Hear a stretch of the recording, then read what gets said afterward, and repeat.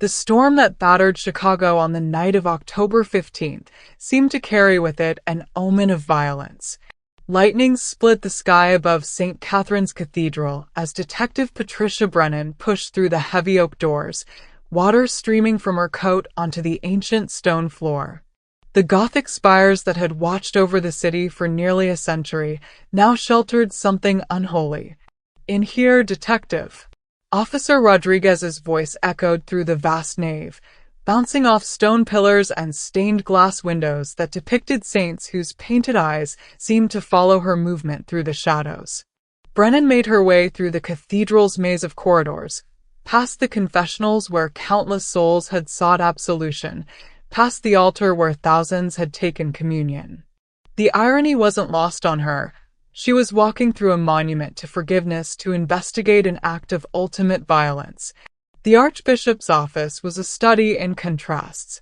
Expensive leather-bound books lined mahogany shelves, while a simple wooden crucifix hung above an ornate desk. A Persian rug, now stained crimson, stretched across polished hardwood floors. And there, sprawled behind his desk like a broken marionette, lay Archbishop Michael Torretti. At 63, Torretti had been one of Chicago's most influential religious leaders. His silver hair, usually perfectly styled for television appearances, was now matted with blood. His reading glasses lay shattered beside his overturned chair, and his fountain pen had rolled across scattered papers, leaving trails of black ink that mixed grotesquely with the red stains. 3 stab wounds to the chest, 1 across the throat, the coroner reported, his clinical tone a stark contrast to the brutality of the scene. The killer knew what he was doing. These weren't random strikes. They were precise, deliberate. Brennan knelt beside the body, studying the positioning with the eye of someone who had seen too much death. Torretti's hands were folded across his chest, almost as if he were lying in state. A small wooden cross was clutched in his right hand, snapped cleanly in two. Time of death: between 11 p.m. and midnight, based on body temperature and rigor mortis. But Detective, the coroner's voice carried a note of confusion. Something's not right about this scene. What do you mean? Look at the blood spatter. It's too controlled, too neat. When someone gets stabbed multiple times, especially with this kind of violence, there should be arterial spray on the walls, defensive wounds on the hands, signs of a struggle. But this... He gestured around the pristine office. It's almost like the victim just stood there and let it happen. Brennan made notes, her instincts already telling her this case would be anything but straightforward. In 15 years of police work, she'd learned to trust the details that didn't fit, the inconsistencies that others might overlook. Detective Brennan? A uniformed officer appeared in the doorway, his face pale beneath the harsh fluorescent lights. We found something you need to see. She followed him to the sacristy, where evidence technicians were photographing a blood-stained cassock hanging from a wooden peg. The name tag read, Father Aaron Stampler in neat script.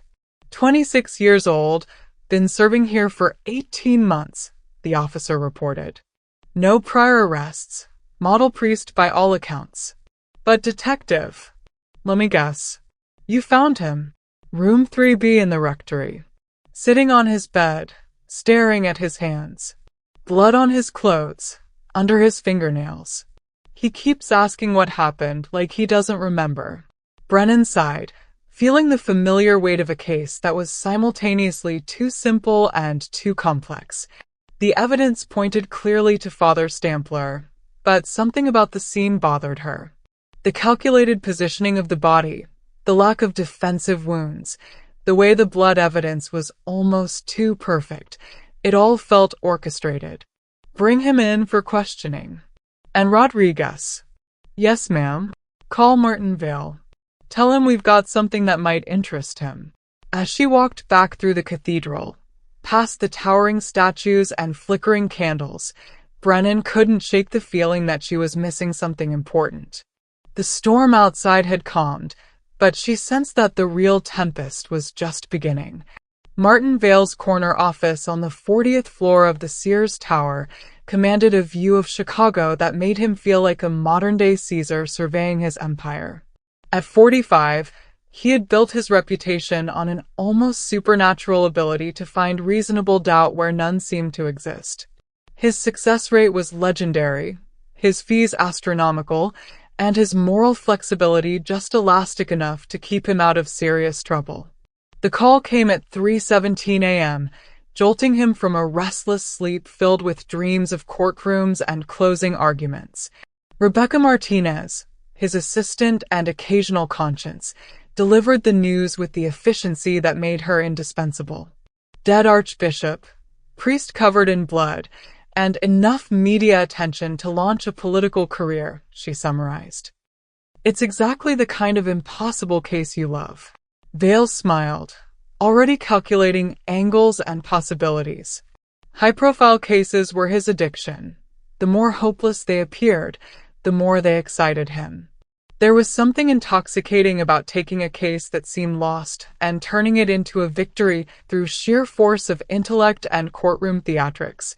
What do we know about the priest? Father Aaron Stampler. Young, quiet, well-liked by parishioners. But Martin, the evidence is damning. They found him with blood on his hands, literally. The best evidence usually is. Schedule a meeting for first thing in the morning. And Rebecca? Start researching everything we can find about Archbishop Torretti. Saints usually have the most interesting secrets. Vale spent the remaining hours before dawn preparing for what he already sensed would be the case of his career. He reviewed press clippings about Torretti, studied the cathedral's layout on Google Street View, and began formulating the skeleton of a defense strategy. By the time the sun rose over Lake Michigan, he was ready to meet his new client. The Cook County Jail was a concrete monument to human failure, its corridors echoing with the sounds of despair and broken dreams. Vale had walked these halls hundreds of times, but today felt different. Perhaps it was the gravity of the case, or perhaps it was the way his footsteps seemed to carry unusual weight against the polished floors. Father Aaron Stampler sat in interview room 3 like a lost child. At 26, he had the kind of innocent face that belonged in Renaissance paintings of angels, pale skin, dark hair, and eyes the color of stormy seas. His hands trembled as he stared at the metal table, and when he looked up at Vale, confusion clouded his features like morning fog. I don't understand what's happening, Stampler whispered, his voice carrying a slight stutter that made him seem even younger. They say I hurt Archbishop Torretti, but I would never. He was like a father to me. Vale studied his potential client with the intensity of a scientist examining a fascinating specimen. The young priest's distress appeared genuine, but Vale had learned long ago that appearances could be deceiving. Still, there was something about Stampler's demeanor that suggested layers beneath the surface, depths that might be worth exploring. Tell me about last night, Aaron. What's the last thing you remember? The Archbishop asked me to come to his office after evening prayers. He said he wanted to discuss my calling, my future in the church. Stampler's eyes grew distant. We talked about my work with troubled youth, about my hopes for serving God's people. He seemed pleased with my progress. And then, Stampler's brow furrowed in concentration. It's strange. I remember sitting across from his desk, and he was smiling at me. A kind smile, but something about it made me feel uncomfortable, like I was somewhere else with someone else. And then nothing. I woke up in my room with blood on my hands. Vale leaned forward, his instincts sharpening. Memory gaps in violent crimes were often indicators of psychological trauma or dissociation. Aaron, have you ever experienced blackouts before? Times when you couldn't remember what happened. The young priest nodded slowly. Sometimes, especially when I'm under stress. Father Morrison at the seminary said it was normal for someone with my background. What background? Stampler's face went pale, and his hands began to shake more violently. "I don't like to talk about it. The doctor said it would be better if I tried to forget." "Aaron, I can't help you unless you're honest with me. What happened in your past?" For a moment, Stampler seemed to wrestle with invisible demons. When he finally spoke, his voice was barely audible. "When I was 12, I lived at St. Joseph's Home for Boys in Indiana. There was a priest there, Father Morrison. He said he was going to help me become closer to God, but Stampler's voice broke. "He did things to me. Terrible things. For 3 years. Vale felt the familiar electric thrill that came with discovering a potential game-changer. Childhood sexual abuse by clergy was a defense attorney's goldmine. It provided motive, psychological justification, and generated tremendous sympathy from juries. The Catholic Church's handling of abuse scandals had created a reservoir of public anger that could be channeled into reasonable doubt. "Aaron, I need you to think carefully. When you looked at Archbishop Torretti last night, did he remind you of anyone?" Stampler's reaction was immediate and visceral. His breathing became rapid and shallow, his eyes unfocused. He looked just like Father Morrison. The same smile, the same way of tilting his head when he talked. Sometimes I would see him in the cathedral and feel 12 years old again. "Did you ever tell anyone about these feelings?" "I tried to talk to Dr. Hartwell, the psychiatrist the diocese sent me to see. She said it was normal for abuse survivors to see their attackers in other people, especially authority figures." Vale made notes, his mind already racing with possibilities. A young priest with a history of sexual abuse kills an archbishop who reminded him of his abuser. It was a defense that wrote itself. But as he studied Stampler's face, he noticed something that gave him pause. For just a moment, the young priest's expression had changed.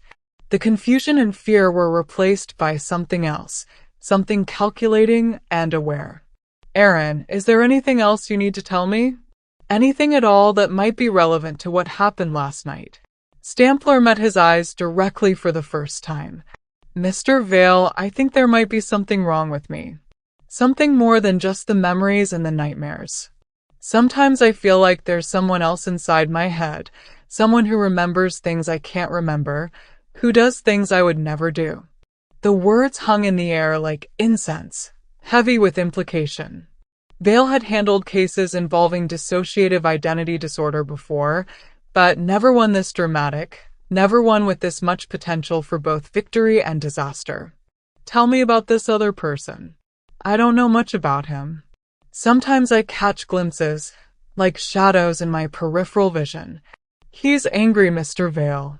Angrier than I could ever be. And I think he might have been the one who hurt Archbishop Torretti." As Vale left the jail that morning, his mind was churning with possibilities. The case had everything: a sympathetic defendant, a tragic backstory, and a psychological angle that could generate massive media attention. But more than that, it had the potential to be the kind of landmark case that defined careers and made reputations. He didn't yet realize that he was walking into a trap more sophisticated than anything he had ever encountered, orchestrated by a mind that understood human nature better than he understood himself. The young priest in the jail cell wasn't the broken victim he appeared to be. He was a predator who had been planning this moment for months, carefully constructing a web of deception that would ensnare everyone who tried to help him. But for now, Martin Vale saw only opportunity. And that was exactly what Aaron Stampler was counting on. The news of Archbishop Torretti's murder exploded across Chicago like a thunderclap. By noon, every major network had trucks parked outside St. Catherine's Cathedral, their satellite dishes reaching toward gray skies that seemed to mirror the city's mood. The story had everything the media craved: religion, violence, and the kind of moral complexity that generated endless hours of commentary and debate. Vale watched the coverage from his office, noting how the narrative was already crystallizing.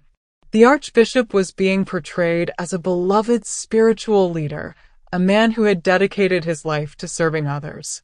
Father Stampler, meanwhile, was being painted as a disturbed young priest who had betrayed the trust placed in him by both his church and his community. "The phones haven't stopped ringing," Rebecca reported, setting a cup of coffee on his desk. "Every network wants an interview, the Times wants a statement, and the Cardinal's office has called 6 times asking if you'll consider a plea bargain. What's the prosecution offering? Life without parole if he pleads guilty to first-degree murder. They're being generous because of his age and lack of prior record." Vale laughed, but there was no humor in it. Generous? They want to put a mentally ill young man in prison for the rest of his life for a crime he might not even remember committing. That's not generosity, that's political expedience. The truth was more complex, and Vale knew it. District Attorney James Mitchell was facing a tough re-election campaign, and this case was exactly the kind of high-profile conviction that could cement his reputation as a tough prosecutor. Mitchell understood that in the court of public opinion, being seen as soft on priest killers was political suicide. But Vale also understood something else. Public opinion was a double-edged sword that could cut both ways. If he could shift the narrative from priest kills archbishop to abuse victim strikes back at system that failed him, he might be able to generate the kind of sympathy that made juries reluctant to convict. "Schedule a press conference for this afternoon," he told Rebecca. "It's time to start telling our side of the story." The press conference took place on the steps of the courthouse, with Vale positioned perfectly to catch the afternoon light that would make him look both authoritative and compassionate on the evening news. The gathered reporters represented every major outlet in Chicago, and several national networks had sent correspondents to cover what was already being called the trial of the decade. "Ladies and gentlemen," Vale began, his voice carrying easily over the crowd, "I stand before you today to speak for a young man who cannot speak for himself. Father Aaron Stampler is not a cold-blooded killer. He is a victim of unspeakable childhood trauma that has left scars on his soul that may never fully heal." The questions came rapid-fire. "Mr. Vale, are you claiming your client is not responsible for Archbishop Torretti's death?" "I'm saying that my client suffers from severe psychological trauma that affects his ability to form the intent necessary for first-degree murder." "Are you planning an insanity defense?"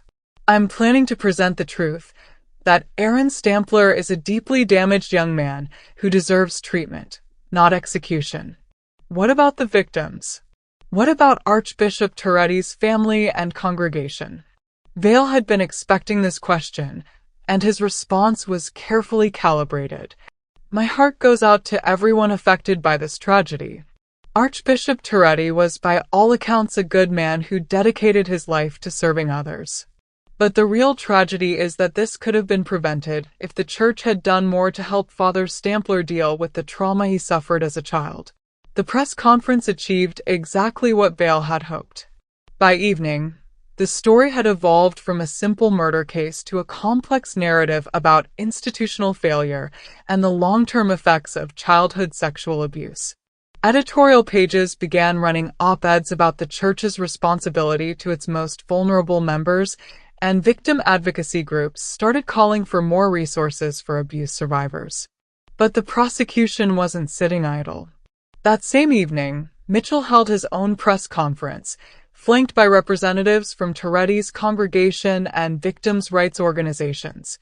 The brutal murder of Archbishop Torretti was a calculated act of violence committed by someone who betrayed the trust placed in him, Mitchell declared. "We cannot allow claims of mental illness to excuse cold-blooded murder. Justice demands that those who commit violent crimes be held accountable for their actions." The battle lines were drawn. On one side stood those who saw Stampler as a victim of circumstances beyond his control, a damaged young man who deserved compassion rather than condemnation. On the other side were those who believed that mental illness, no matter how severe, could not excuse the deliberate taking of a human life. What neither side realized was that they were all players in a game orchestrated by someone who understood the legal system's weaknesses better than its own architects. Aaron Stampler had spent months studying high-profile cases, learning how public opinion could be shaped and manipulated, understanding how sympathy could be generated and directed. He had chosen Martin Vale not just because of his reputation for winning impossible cases, but because of his psychological profile. Vale was brilliant but vain, compassionate but ambitious, moral but flexible. He was exactly the kind of attorney who would embrace a case like this, who would see in Stampler's story an opportunity for both professional advancement and personal redemption. As Chicago settled in for what promised to be a long and contentious legal battle, Aaron Stampler sat in his jail cell, watching the news coverage with satisfaction. Everything was proceeding exactly according to plan. The trap was set, the players were in position, and soon the final act of his carefully orchestrated drama would begin. The only question was whether anyone would realize what was happening before it was too late to stop it. But Aaron Stampler, or rather, the calculating intelligence that hid behind the facade of the stuttering young priest, was confident that no one would. After all, he had been planning this moment for his entire adult life, and he had learned from the best teacher imaginable, the very system he was now manipulating with such devastating effectiveness. Dr. Molly Arrington had seen the worst that human psychology had to offer in her 15 years as a forensic psychiatrist, but nothing had prepared her for Aaron Stampler. Her office on the 20th floor of Northwestern Memorial Hospital overlooked Lake Michigan, and on this gray November morning, the water seemed to mirror the turbulence she felt after her first session with Vale's client. "I've never encountered anything quite like this," she told Vale as they sat across from each other in her tastefully appointed office. At 38, Dr. Arrington was considered one of the country's leading experts on dissociative disorders, her research having been published in journals from Harvard to Johns Hopkins. But the young priest had challenged everything she thought she knew about the human mind. "What exactly are we dealing with?" Vale asked, studying the thick file of psychological evaluations spread across her mahogany desk. He'd been working 18-hour days since taking the case, and the strain was beginning to show in the lines around his eyes.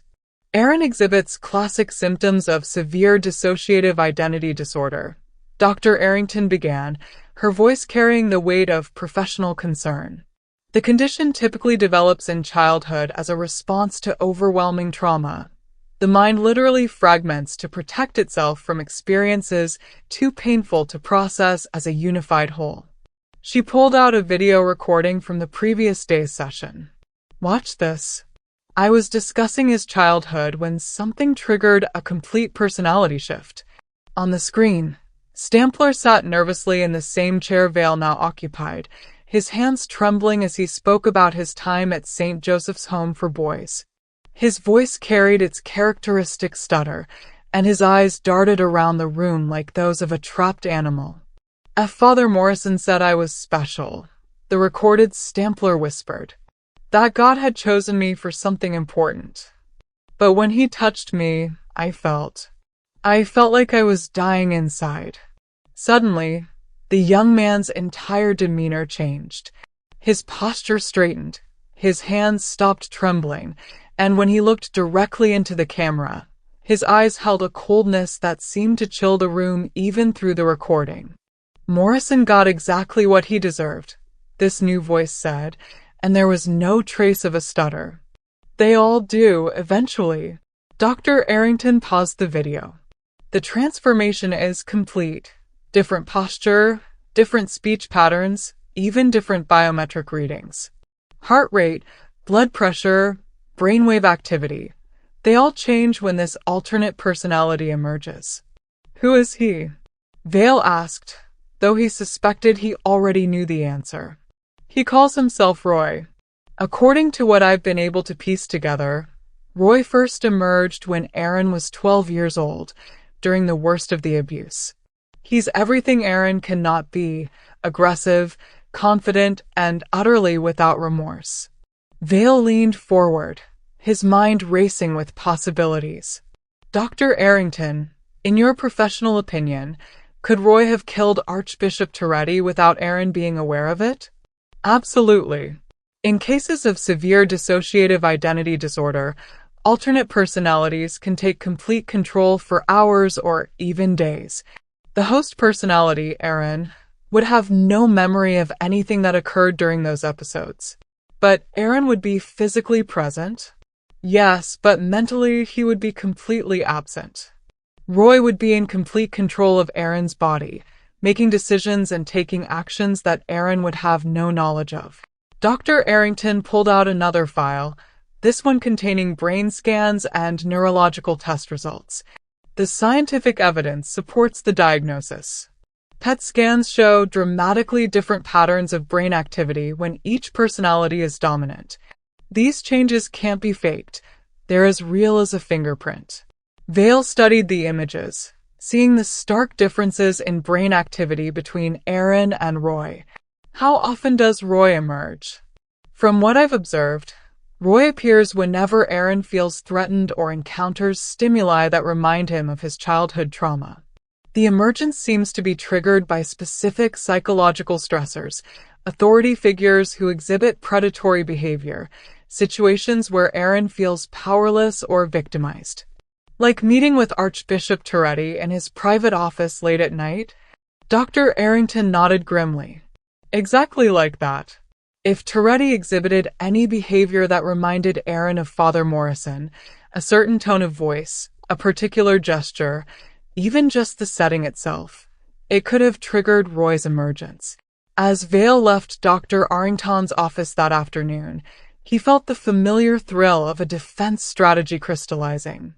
Multiple personality disorder was a complex and controversial defense, but it had succeeded before in cases where the evidence was properly presented.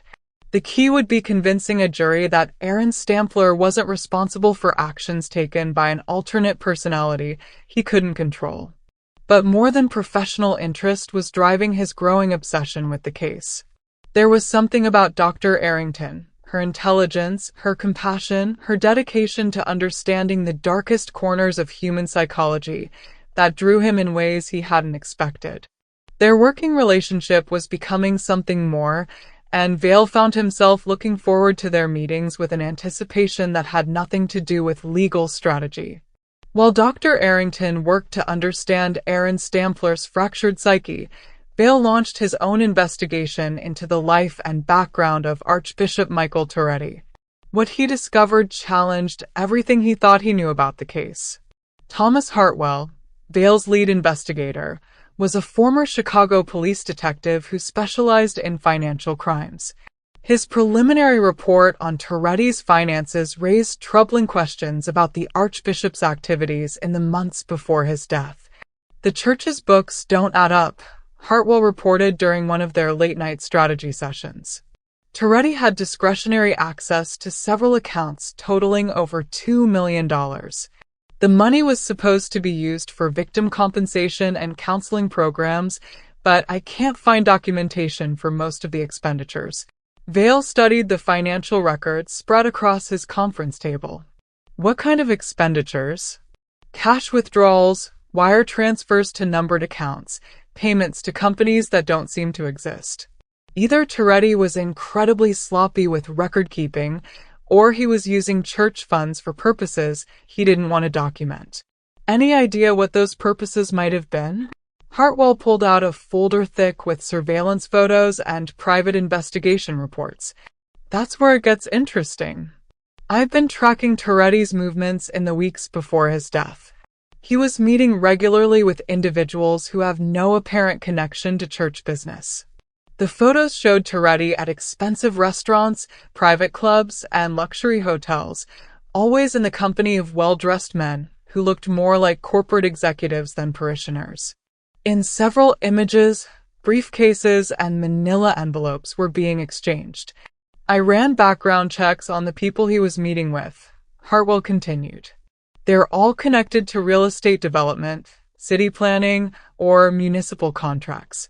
And Martin, every single one of them has been under investigation for corruption at some point in the past 5 years. Vale felt pieces of a larger puzzle beginning to fall into place. You think Torretti was involved in some kind of influence peddling scheme? I think the Archbishop was using his position and the church's money to buy access and influence. But there's more. Hartwell pulled out another set of documents. I've been digging into his personnel files, looking at priests he supervised and transferred over the years. There's a pattern. The pattern was disturbing. Over the past decade, Torretti had quietly transferred dozens of priests from parish to parish, often in response to allegations of inappropriate conduct. In most cases, the transfers coincided with confidential settlements paid from church funds, settlements that were never reported to civil authorities. He was covering up abuse cases, Vail said, the implications hitting him like a physical blow. More than that, he was systematically moving predators around to new hunting grounds, using church money to buy silence from victims, and then billing it all as legitimate administrative expenses. Among the files was one that made Vail's blood run cold. Father Morrison, the priest who had abused Aaron Stampler at St. Joseph's Home for Boys, had been transferred 3 times under Torretti's supervision. Each transfer had been accompanied by a substantial payment to former parishioners whose names were redacted from the records. Morrison died 2 years ago, Hartwell reported. But according to these files, Torretti knew about his activities for over a decade and did nothing to stop them. In fact, he actively facilitated Morrison's access to new victims. The revelation transformed Vail's understanding of the case. If Aaron Stampler had somehow discovered Torretti's role in protecting his abuser, it would provide a motive that went far beyond simple psychological trauma. It would make the murder not just the act of a damaged mind, but a form of justice long delayed. But as Vail digested this information, a troubling question began to form in his mind. How would a young priest with limited access to church records have uncovered information that had taken a professional investigator weeks to compile? The answer, when it came to him, was as disturbing as it was illuminating. Someone had given Aaron Stampler the information. Someone with access to the church's most closely guarded secrets had pointed him toward Torretti, knowing exactly what the young priest would do with the knowledge. The trial of Aaron Stampler began on a cold January morning with the kind of media attention typically reserved for celebrity scandals or political corruption cases. The Cook County Courthouse was surrounded by news vans, protesters, and curious onlookers, all drawn by the compelling narrative of a young priest accused of murdering his superior. Judge Patricia Morrison, a stern woman in her early 60s, had seen enough high-profile cases to know that managing the media would be as important as managing the legal proceedings. She imposed strict rules about cameras in the courtroom and sequestered the jury to prevent contamination from outside influences. District Attorney James Mitchell had assembled a prosecution team that read like a who's who of Chicago's legal establishment. His opening statement was a masterpiece of moral outrage and legal precision, painting Stampler as a calculated killer who had betrayed the most sacred trusts of his calling. "Ladies and gentlemen of the jury," Mitchell began, his voice carrying perfectly through the packed courtroom, "the defendant stands accused of the brutal murder of a man who dedicated his life to serving others. Archbishop Michael Torretti was stabbed 4 times in his own office, in the very cathedral where he had ministered to thousands of faithful parishioners for over 2 decades. Mitchell walked slowly toward the jury box, making eye contact with each member in turn. "The defense will try to convince you that Aaron Stampler is somehow not responsible for this heinous crime. They will present elaborate theories about mental illness and childhood trauma. But I ask you to focus on the facts." He gestured toward the evidence table, where the murder weapon and bloody clothing were displayed like accusations made manifest. "The defendant's fingerprints are on the knife that killed Archbishop Torretti. His blood is on the victim's clothing. Security cameras show him entering the Archbishop's office at 11:23 p.m. and leaving at 12:47 a.m. The evidence is overwhelming and undeniable." When it was Vail's turn to address the jury, he knew that his opening statement would set the tone for everything that followed. He had to make the jurors see Aaron Stampler not as a cold-blooded killer, but as a victim whose mind had been shattered by unimaginable trauma. "Members of the jury," he began, his voice softer but no less compelling than Mitchell's, "you are about to hear one of the most tragic stories ever told in a courtroom. Aaron Stampler is not a monster. He is a victim of sexual abuse so severe that it fractured his very identity, creating protective mechanisms that he cannot control." Vale moved closer to the jury, his tone becoming more intimate. "The prosecution wants you to believe that Aaron Stampler is responsible for Archbishop Torretti's death. But the evidence will show that Aaron Stampler wasn't even present when that tragic event occurred.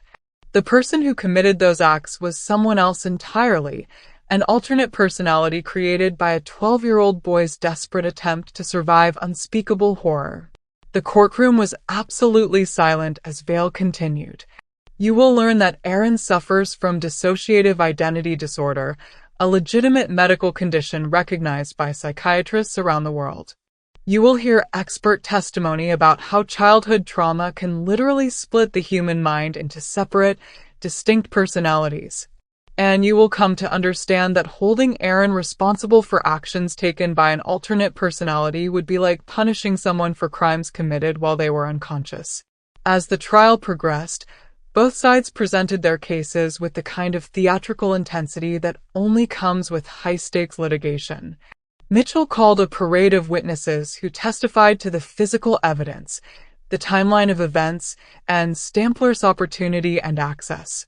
The prosecution's case was methodical, logical, and devastatingly complete. But Vale's defense was more subtle and psychologically complex. He called Dr. Arrington to the stand, and her testimony about dissociative identity disorder was both scientifically rigorous and emotionally compelling. "Dissociative identity disorder is not a defense invented by clever attorneys," she explained to the jury. "It is a recognized psychiatric condition that develops in response to severe childhood trauma. The mind literally splits to protect itself from experiences too painful to process as a unified whole." Under Vale's careful questioning, Dr. Arrington described her extensive evaluation of Aaron Stampler, including hours of interviews, psychological testing, and neurological examination. "I have observed Mr. Stampler's alternate personality, who calls himself Roy, on numerous occasions," she testified. "The transformation is complete and undeniable. Different speech patterns, different posture, different biometric readings. Brain scans show dramatically different patterns of neural activity when each personality is dominant." Mitchell's cross-examination was aggressive and skeptical. "Dr. Arrington, isn't it convenient that Mr. Stampler's supposed alternate personality emerges only when it might provide him with an alibi? Dissociative identity disorder is triggered by specific psychological stressors," she replied calmly. "Roy emerges when Aaron feels threatened or encounters stimuli that remind him of his childhood trauma. And you expect this jury to believe that two different people somehow inhabit the same body? I expect them to understand that the human mind is capable of extraordinary adaptations when faced with extreme trauma. Multiple personality disorder is no more impossible than any other recognized psychiatric condition." As the days passed, the media coverage intensified. Legal experts debated the merits of the insanity defense on television talk shows. Victim advocacy groups held rallies demanding justice for Archbishop Torretti. Mental health organizations called for greater understanding of dissociative disorders. But beneath the public spectacle, Vale was becoming increasingly obsessed with the case, and with Dr. Arrington. Their professional relationship had evolved into something more personal. Late-night dinners to discuss strategy turning into intimate conversations about life, psychology, and the nature of human evil. "I've never seen a case affect you like this," she told him one evening as they sat in his office overlooking the city lights. "You're taking this personally in a way that worries me. Maybe because, for the first time in my career, I'm defending someone who's genuinely innocent," Vale replied. "Aaron didn't choose to develop multiple personalities. He didn't choose to be abused. And he didn't choose for Roy to emerge and protect him in the only way he knew how. Dr. Arrington studied his face in the dim light. Martin, what if you're wrong? What if Aaron is manipulating all of us? You've evaluated him more thoroughly than anyone. You've seen the brain scans, the biometric data, the psychological profiles. Are you telling me you doubt your own diagnosis? No, she said quietly. But I've learned that the human mind is capable of deceptions we can barely imagine. Sometimes I wonder if we're seeing what Aaron wants us to see, rather than what's actually there.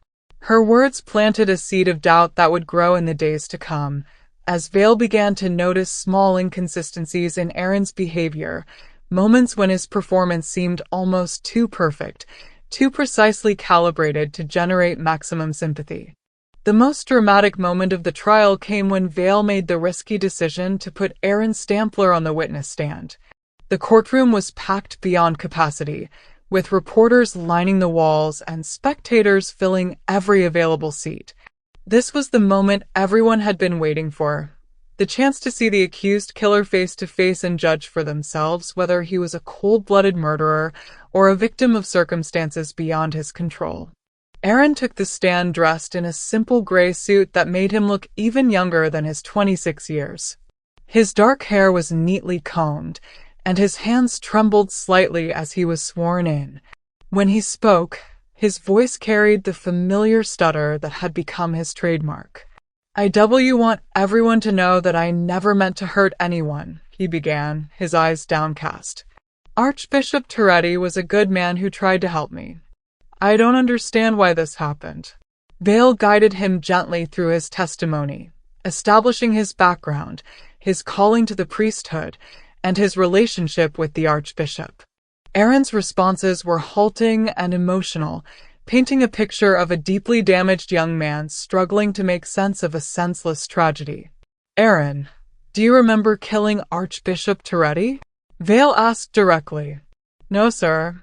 I remember going to his office that night, and I remember him smiling at me in a way that made me feel strange. But after that, everything goes blank until I woke up in my room with blood on my hands." "Have you experienced these blackouts before?" "Yes, sir. Especially when I'm under stress or when someone reminds me of Father Morrison." It was then that Mitchell began his cross-examination, and the prosecutor was merciless. He pressed Aaron about inconsistencies in his story, challenged his claims of memory loss, and suggested that his alleged mental illness was nothing more than an elaborate performance designed to escape responsibility for murder. "Mr. Stampler, isn't it convenient that you can remember everything except the actual moment you committed murder?" I don't understand what you mean." "I mean that your supposed memory loss is awfully selective. You remember going to the Archbishop's office. You remember feeling uncomfortable, but you don't remember picking up a knife and stabbing him 4 times. Aaron's breathing became labored, his hands gripping the arms of the witness chair. "I told you, I don't remember any of that." Mitchell pressed harder, his voice rising with each question. "Mr. Stampler, isn't it true that you planned to kill Archbishop Torretti because you blamed him for not protecting you from Father Morrison?" "That's not true." "Isn't it true that you researched multiple personality disorder and decided it would make the perfect defense for premeditated murder?" The pressure was relentless, and Aaron seemed to be reaching his breaking point. His breathing became rapid and shallow, his eyes unfocused. And then, in front of a packed courtroom and live television cameras, the transformation occurred. It was like watching someone flip a switch. Aaron's posture straightened, his trembling stopped, and when he looked up at Mitchell, his eyes held a coldness that made the prosecutor take an involuntary step backward. "That's enough," Roy said, and his voice was completely different, confident, controlled, and utterly without remorse. "You want to know what happened that night? I'll tell you exactly what happened." The courtroom erupted in whispers and gasps. Judge Morrison called for order, but everyone was transfixed by the dramatic personality shift they had just witnessed. "I killed Michael Torretti," Roy continued, his gaze never leaving Mitchell's face. "I drove that knife into his chest 4 times, and I'd do it again if I had the chance. Why? Vale asked, playing his role in the carefully orchestrated drama. Because he was a predator, just like Morrison. Because he spent decades covering up abuse, moving pedophiles from parish to parish, using church money to buy silence from victims.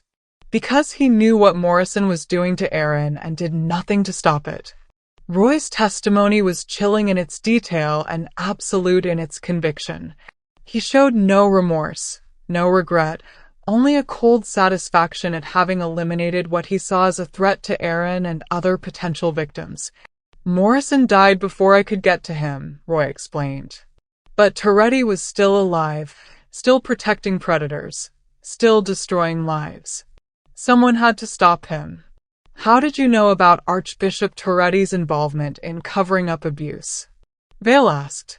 I've been watching him for months, following him, learning his patterns, documenting his meetings with lawyers and diocesan officials.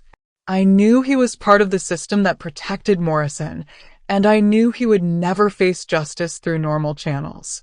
Dr. Arrington, watching from the gallery, felt a chill run down her spine.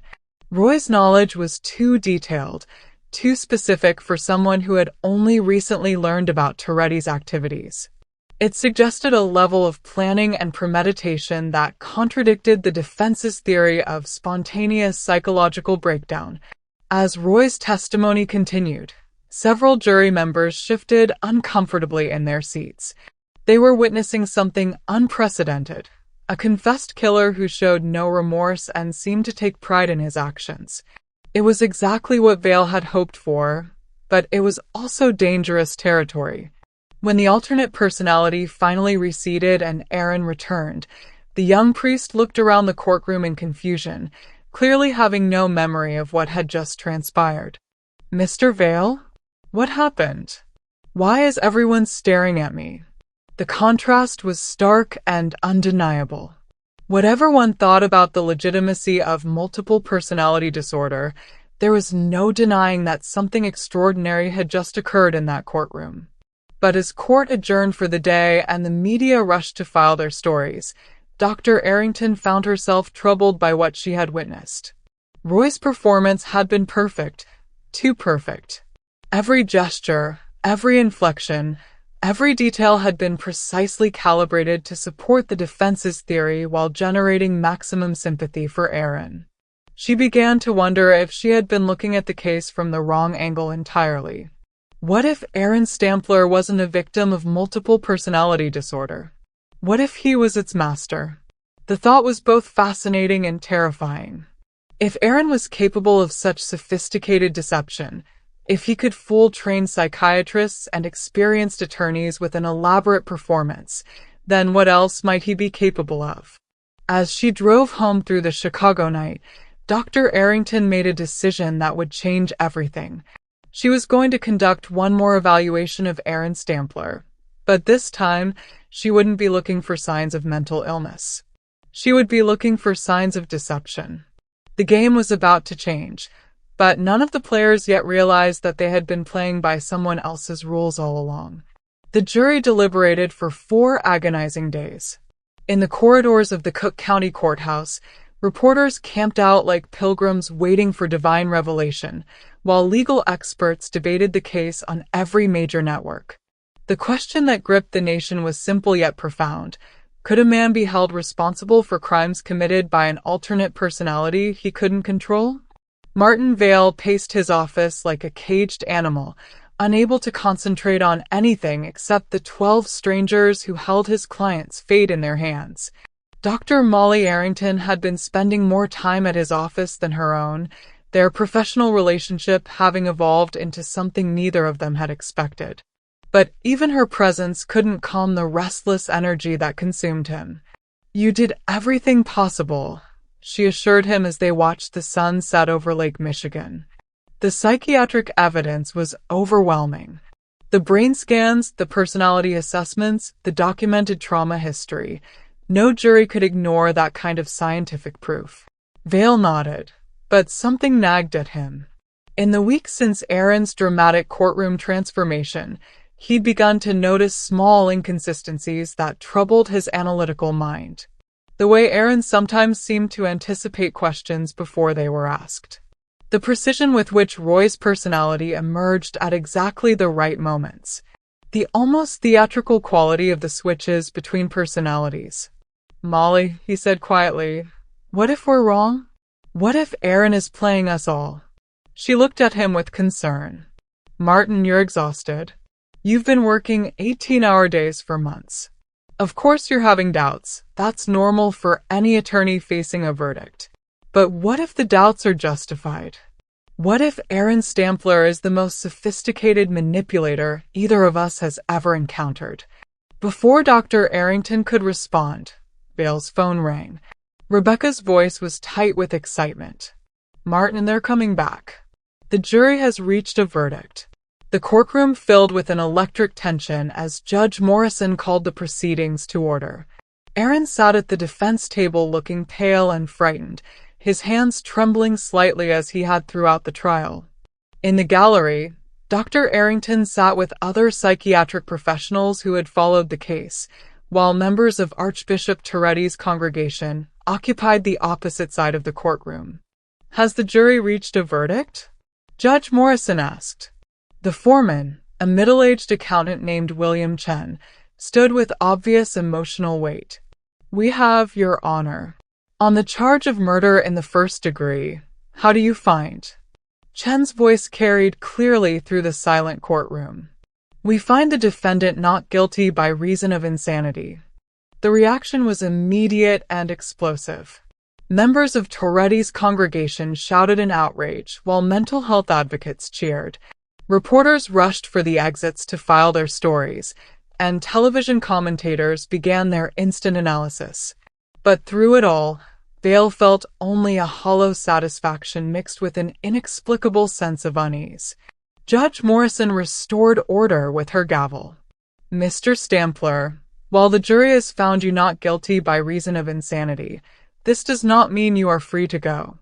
You are hereby committed to the Blackwood Psychiatric Hospital for evaluation and treatment until such time as you are deemed no longer a threat to yourself or others." As court officers prepared to escort Aaron away, he turned to Vale with tears in his eyes. "Thank you, Mr. Vale. You saved my life. I know I'll get better now, and maybe someday I can help other people who have been hurt like I was."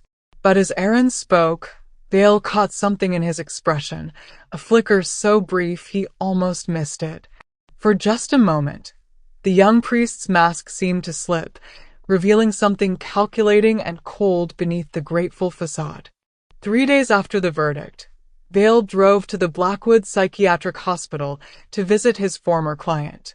The facility was a sprawling complex of red brick buildings surrounded by manicured lawns and security fences disguised as decorative landscaping. It was designed to look more like a college campus than a mental institution, but the locked doors and barred windows left no doubt about its true purpose.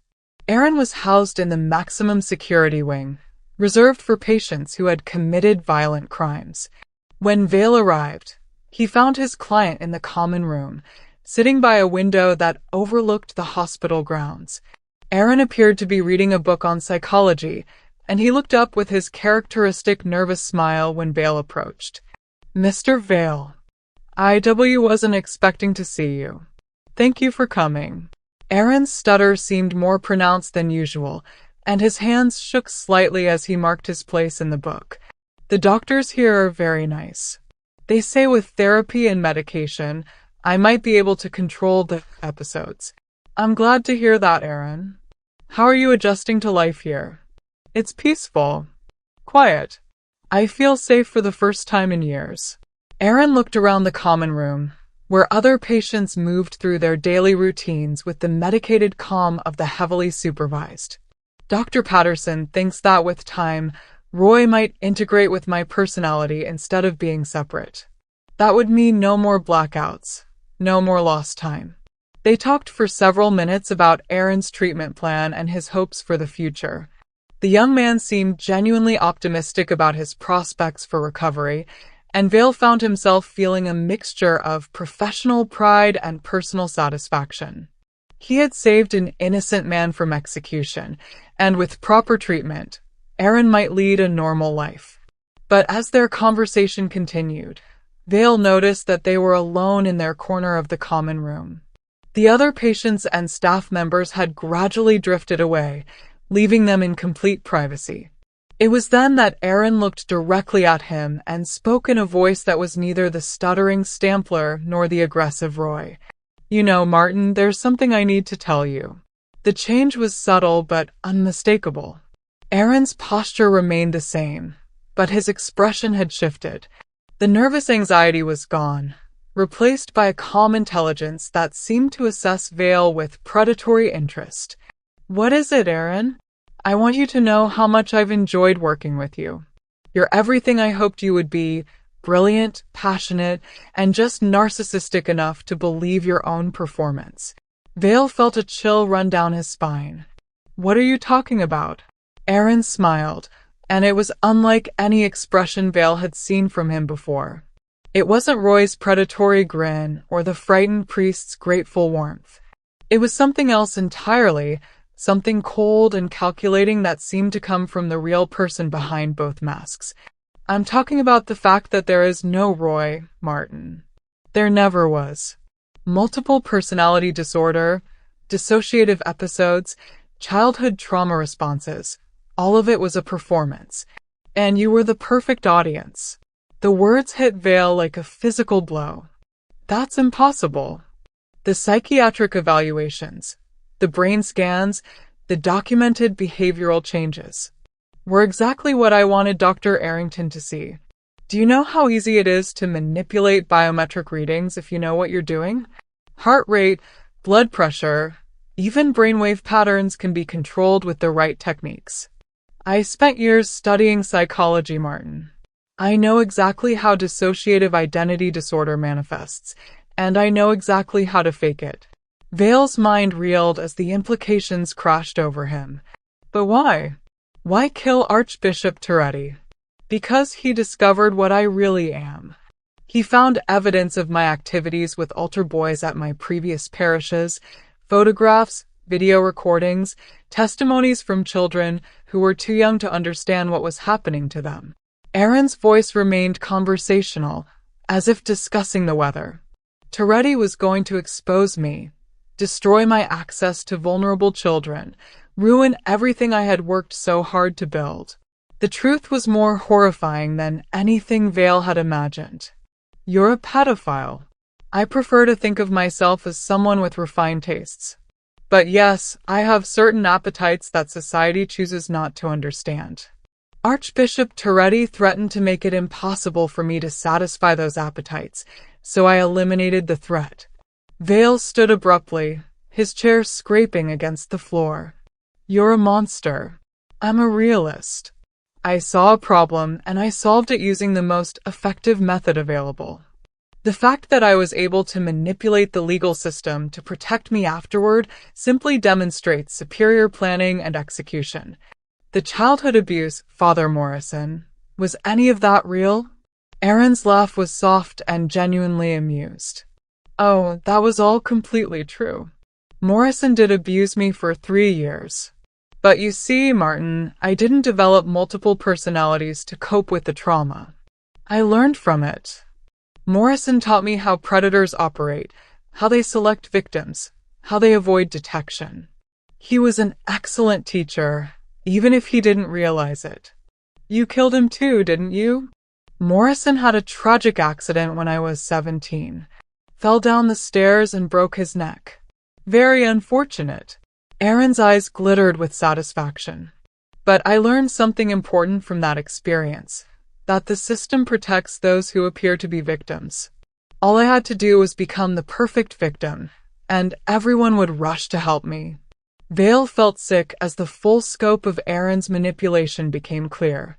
"You planned this entire thing. You researched me, studied my cases, knew exactly what kind of defense I would mount. I chose you because you were the best, Martin.